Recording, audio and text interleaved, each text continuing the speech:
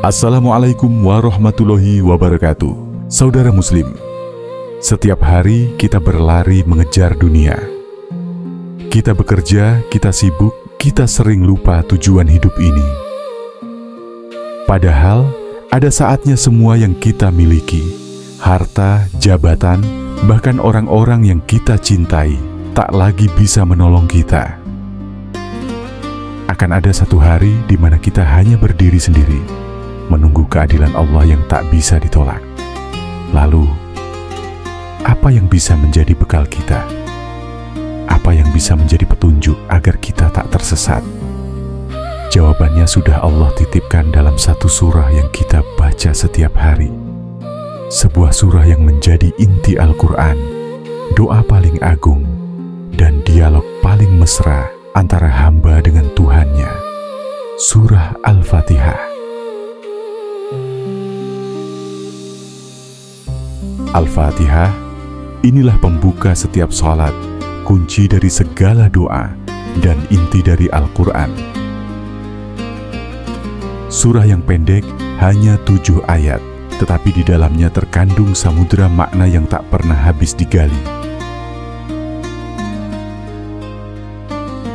Kita memulai dengan Bismillahirrahmanirrahim. Dengan nama Allah, Sang Maha Pengasih, Sang Maha Penyayang.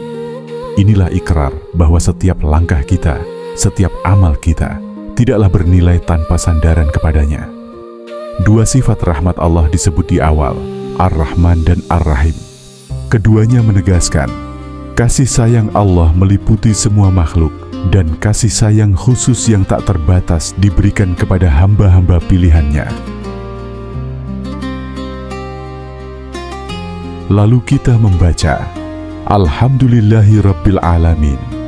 Segala puji hanya milik Allah, Tuhan seluruh alam.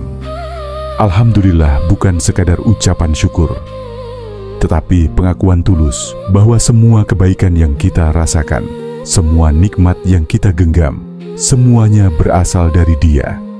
Dia adalah Rabbul Alam, pemelihara, pengatur, dan pendidik seluruh makhluk, dari yang terbesar hingga yang paling kecil, dari yang tampak hingga yang tersembunyi.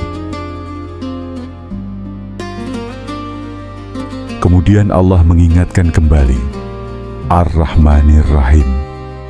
Sifat kasih sayang itu ditegaskan sekali lagi, agar kita tak pernah putus asa, agar kita yakin meski jatuh berkali-kali dalam dosa, rahmatnya selalu lebih besar dari murkanya.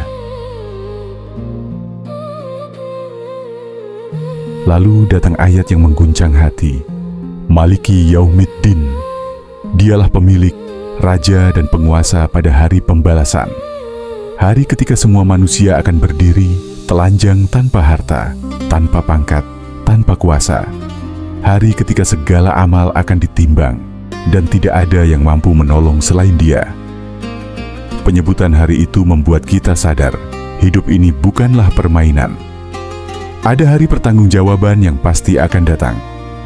Di tengah semua itu, kita pun berikrar, Iyyaka na'budu wa iyyaka nasta'in. Hanya kepadamu ya Allah kami menyembah, dan hanya kepadamu kami memohon pertolongan. Kata na'budu, kami menyembah, adalah pengakuan tentang ketundukan total.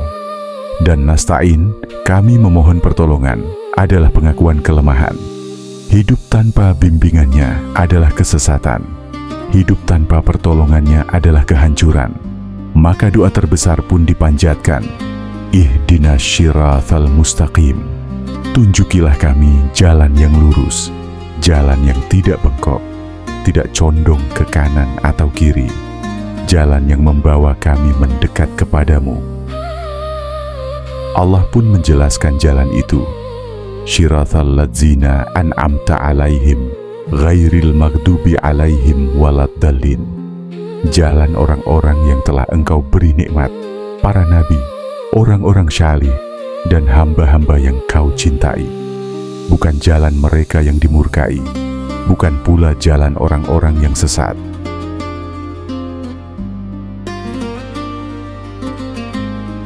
Inilah Al-Fatihah, bukan sekadar bacaan wajib dalam salat, tetapi dialog mesra antara seorang hamba dengan Tuhannya.